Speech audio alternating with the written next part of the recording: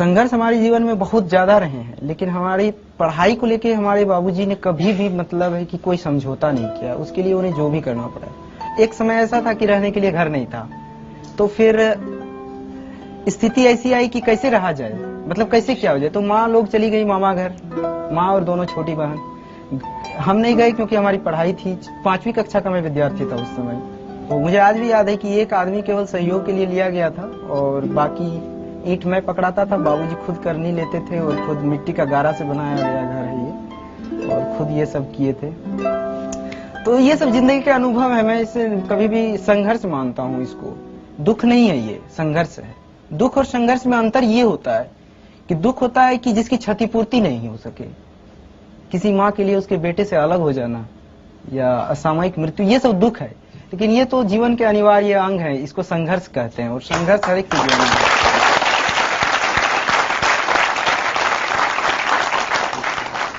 पिता ने आपको पढ़ाने के लिए अपने खेत बेचे भी हैं? जी हाँ, हमारी 80% खेत बिक चुके हैं। और जब पहली बार सिलेक्ट नहीं हुए तब उन्होंने क्या कहा था? हाँ, उन्होंने एक चीज कहा था, मैंने ये चीज बाद में मैंने जाहिर भी किया कि इस भावना को। तो उन्होंने कहा था कि हम बोले कि बाबूजी पैसा कहाँ से आएगा, हम ट्यूशन पढ़ाएंगे मुखर्जी नगर में या यहाँ पर मिल जाते हैं यहाँ पर। बोले कि नहीं, तुम ट्यूशन मत पढ़ाना और तुम अपनी पूरी पढ़ाई जो है अपने पढ़ाई पर ध्यान दो। धूप में मत चलना, ऑटो में चलना, क्योंकि धूप में चलोगे तो थक जाओगे और पढ़ाई पर इसका बुरा प्रभाव पड़ेगा। अरे तुम्हारे लिए तो हम अपनी किडनी तक बेच देंगे। तो ये एक ऐसी बात थी जो मतलब है कि इस तरह की ये भावना इतनी महान है कि इस भावना के कारण हम कभी भी मतलब अपनी पढ़ाई, अपनी कमिटमेंट से पीछे नहीं हटे। एक बात बताइए, आज अगर आपके पिता आपके सामने खड़े हों तो आप उनसे क्या कहना चाहेंगे? देखिए, मेरे बाबूजी तो अभी मेरे गांव में हैं और शायद अगर इस प्रोग्राम को वो देख रहे होंगे तो मैं उनसे यही कहूंगा कि मेरी सफलता से अलग आपके बेटे होने में मेरी सार्थकता है और बस इसी सार्थकता को जीवन भर महसूस करना चाहिए।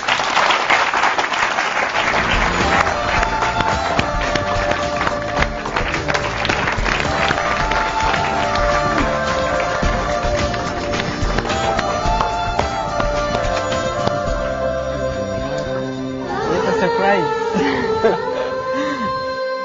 प्रेम कुमार जी, हाँ बोलिए। कभी सोचा था खेती किसानी करते वक्त कि एक दिन बेटा एक सरकारी अफसर, सबसे बड़े सरकारी अफसर की गद्दी पर बैठेगा? एकदम जब से इसको पढ़ाई में ख्याल आया तब से मैंने ये सोचा था, ये आज की सोच नहीं है। आपको पता था आईएएस क्या होता है? आईएएस क्या होता है ये पता नहीं था, लेकिन अफसर जो होते हैं मेरे जिला के, हाँ। उसको तो देखे थे। हाँ, सही बात है। कभी अपने बेटे से ये नहीं कहा कि अरे तुम नहीं कर पाओगे, तुम कहाँ, मैं नहीं तुम्हारा खर्चा पढ़ाई का उठा पाऊंगा? मैं कैसे कह दूं, वो कभी नहीं सोचा। मैंने खर्चा उठाने के लिए तैयार था, मेरे पास जमीन थी, जमीन बेच कर देते। मेरे पिताजी ने मुझे मरने के बाद दिए। अब वो जमीन में इसको देता मरने के बाद, तो ये मैंने सोचा कि मरने के बाद क्यों मैं दूं, अब ये दे दे, और रहेगा तो बेटा का और नहीं रहेगा तो बेटा का। उधर देखिए। सिंघो जी के बेटा कैसे हो? आप खाने पाने के ध्यान दीजिए। आप तुम्हारे लिए गुड़ रोटी बनाई है। आप ट्रेनिंग में ज्यादा खाना पीना का ध्यान दीजिए। आज तुम्हारे लिए हम दुल्हन खज के रखे हैं, रिश्ता तय हुआ है।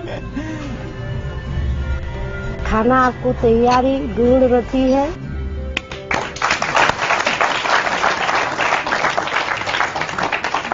गुड़ रोटी खाने का शौक है? हाँ जी हाँ। बहुत गुड़ रोटी खाता था।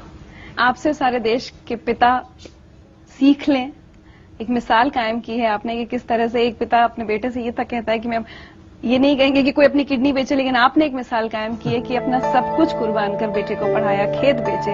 आज जिंदगी लाइफ की तरफ से आपको सम्मानित किया जा रहा है।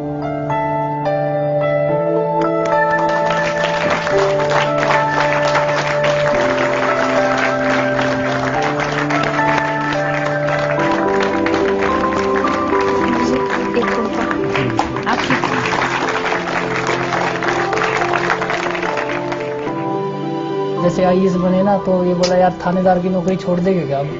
मतलब ये था थानेदार ही ना छोड़े, साथ में साथ ये भी रख लिया।